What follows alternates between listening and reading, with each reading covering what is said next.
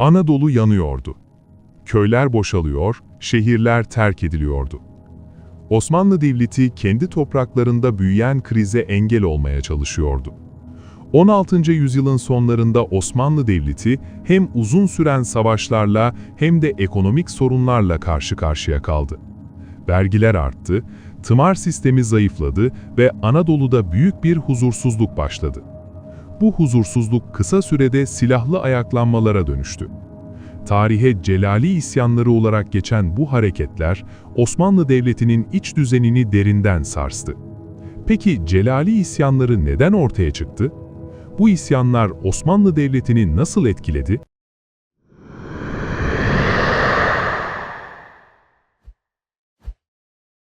Celali, Celale mensup demektir. Yavuz Sultan Selim zamanında Bozok'ta 1519 yılında isyan eden Kızılbaş Şeyh Celal'in isyanı üzerine daha sonra ortaya çıkan isyanlara hep Celali isyanları ve asilere de Celaliler denmiştir. Safevi Devleti'nin himayesinde bir mezhep mücadelesinden vazgeçmeye başlayan ve daha tercihli İran'ın tahrikleri sonucu Osmanlı Devleti'ne isyan eden Şii Türkmenlerin hareketleridir. Bunlara Alevi veya Kızılbaş isyanları da denmekte. Bu manada en önemli isyan, 2. Bayezid devrinde Antalya'da başlayan Şahkulu isyanıydı. Çaldıran zaferi bu tip isyanları ortadan kaldırmaya yetmedi ve 1519'da Yavuz tarafından bastırılan Şeyh Celal isyanıyla artık memnun olmayan kitlelerin hareketine adını veren olay meydana geldi. Kanuni'nin zamanında da Şehzade Mustafa'nın idamıyla fırsat bulan Celaliler, Düzmece Mustafa diye birinin çevresinde toplanarak devlete isyan ettiler. Osmanlı Devleti'nin hukuki, sosyal ve iktisadi ölçümleri ve bunun sonucundaki devlet teşkilatında kayırmaların, baskıların, zulümlerin ve rüşvetin çoğalması üzerine bu sebeplerden devlete kırgın olanlarla daha önceki Celali isyanlarının rejimi olan mezhep mücadelesinin birleşmesidir. Bu ikisi başladığında Osmanlı Devleti kontrolü çok ciddi bir şekilde kaybedilmiştir. Bu kontrolün kaybı hem hukuki alanda ve hem de mali alanda yanlışlıkların ve günahların yaşanmasına sebep olmuştur. İşte bu idareden hoşlanmayan gruplar bu öfkelerini ortaya çıkarmak üzere bir çıkış yolu aramışlar ve devlete baş kaldırarak ne yazık ki arkadan çalışmaya başlamışlardır. Bunlara Safevi rejiminin tahrikleri ve seferlerde alınan kötü sonuçları da eklenince Osmanlı Devleti'nin en az 200 yıllık damgasını vuran Celali isyanları ortaya çıkmış oldu. Bu isyanların büyümesinin belli başlı sebepleri bulunmaktadır. Osmanlı Devleti'ni yücelten hukuk ve adalet sistemindeki bozulma bu isyanların birinci sebebidir. Zira devlet görevlileri adaleti arka plana itince ve reayaya ağır vergiler salmaya başlayınca halk rejimden her geçen gün soğumuştur. Osmanlı iktisadi görünümlerindeki bozulma önemli bir isyan sebebiydi. Bir taraftan refah ve lüks, diğer taraftan da buna ulaşmak için başvurulan rüşvet yolu, onların yanında vatandaşın vergi ve fakirlik kıskaçları arasında kalması insanları isyana teşvik ediyordu. 3. Murat devri Osmanlı Devleti'nde enflasyonun yaşandığı ilk dönemdir. Bu nedenle Yeniçeri isyanları da bu dönemlerde başladı. Osmanlı Devleti'nin savaşlarda zafer yerine mağlubiyet alması da isyanların önemli nedenleri arasındadır. Mesela uzun süren Osmanlı-Avusturya savaşları halkı bıktırmış ve psikolojik açıdan insanları devletten koparmıştı. Yani Celaliler eskisine göre daha güçlü reisler etrafında toplanmaya başladılar. Devletin yanlış uygulamalardan rahatsız olan bazı vasıflı devlet adamları da maalesef patlamaya hazır bomba gibi duran isyancı gruplara geçebiliyorlardı.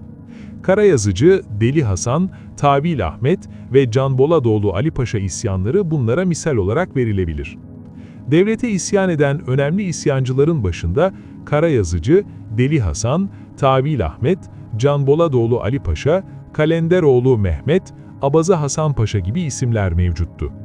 İsyanı sona erdirmek için Batı cephesini kapatan anlaşmayı yapan devlet, artık Anadolu'daki isyanı bitirmek için bütün gücünü buraya yoğunlaştırmaya başladı.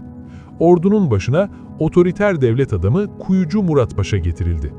Aslen Hırvat olan bu devlet adamı sırasıyla Kethüda, Sancakbeyi ve ardından Diyarbakır, Anadolu ve Rumeli Beylerbeyliği ve nihayet 1606 yılında Vezir-i Azam olmuştur. Anadolu'daki eşkıyayı katletmiş ve katlettiği eşkıyayı kuyuya attırdığı için de kuyucu lakabını almıştır. 90 yaşına kadar istikametli bir hayat yaşamış ve padişahın baba iltifatına mazhar olmuştur. İşte Anadolu'nun isyanlarla kıvrandığı ve bu durumda Osmanlı Devleti'nde tarihine bir ilke imza atarak 1606 yılında Zitvatorok Antlaşması'nı bağışlama mecburiyeti üzerine Kuyucu Murat Paşa, Osmanlı padişahının fermanıyla takip eden başarılara imza atmıştır. Kuyucu Murat Paşa'nın ilk üzerine yürüdüğü Celali, Konya'daki Saracoğlu Ahmet'tir ve çevresine 30.000 kişinin toplayacağını söyleyen bu eşkıya hemen idam edilmiştir.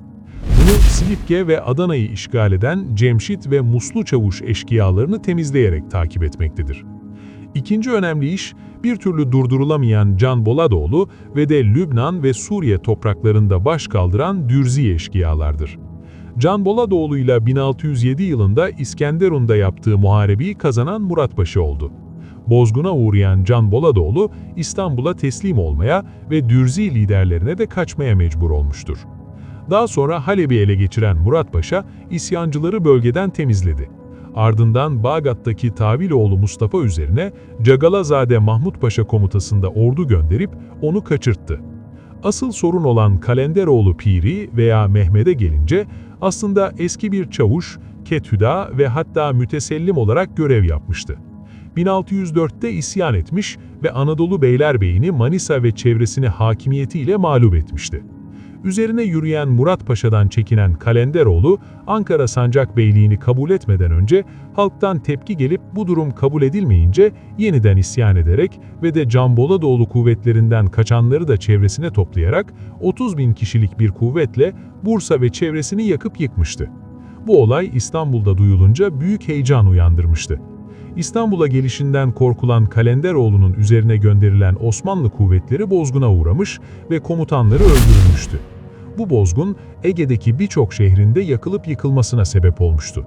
Kovalamalar sonunda Murat Paşa 1608 yılında Göksu'nda Kalenderoğlu ile karşı karşıya gelmiş ve kuvvetlerini dağıtınca Kalenderoğlu desteğini almış İran'a sığınmıştır.